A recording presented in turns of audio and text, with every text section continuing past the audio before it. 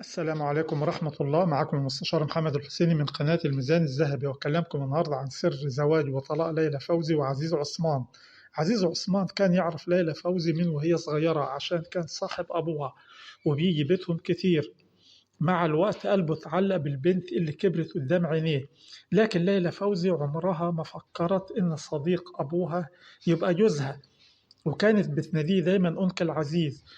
وبتحكي في مذكراتها إن عزيز كان بيضحك لما تناديه كده، ويقول لها إنه أصغر بكتير من أبوها وما ينفعش تقول له أنكل عزيز.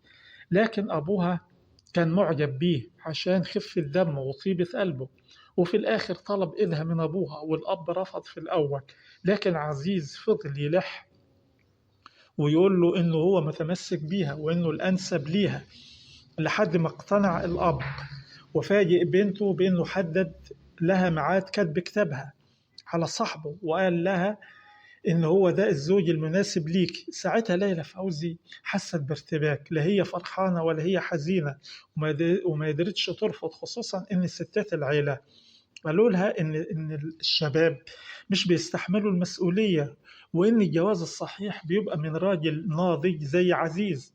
وبكده عزيز عثمان حقق حلمه واتجوز ليلى فوزي اللي هي أصغر منه بحوالي 25 سنة. لكن ليلى بعد الجواز بدأت تتضايق من غيرته الشديدة، وابتدت المشاكل فطلبت الطلاق، لكنه رفض وطلبها في بيت الطاعة. ومع إصرار ليلى وتدخل الأصدقاء انتهى الموضوع بالطلاق بعد سنتين جواز. والحقيقة الطلاق كان صدمة كبيرة لعزيز عثمان، ودخل في اكتئاب وحاله اتغير. حاول يرجع ليلى إلى عصمته لكن ما عرفش.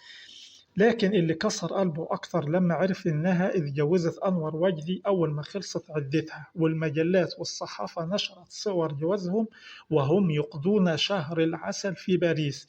قلبه ما استحملش وجات له أزمة قلبية ورحل بعدها بعدة أيام، بالتحديد يوم 9 يوليو 1954. ما تنساش تشترك في القناة وتفعل الجرس ليصلك كل جديد.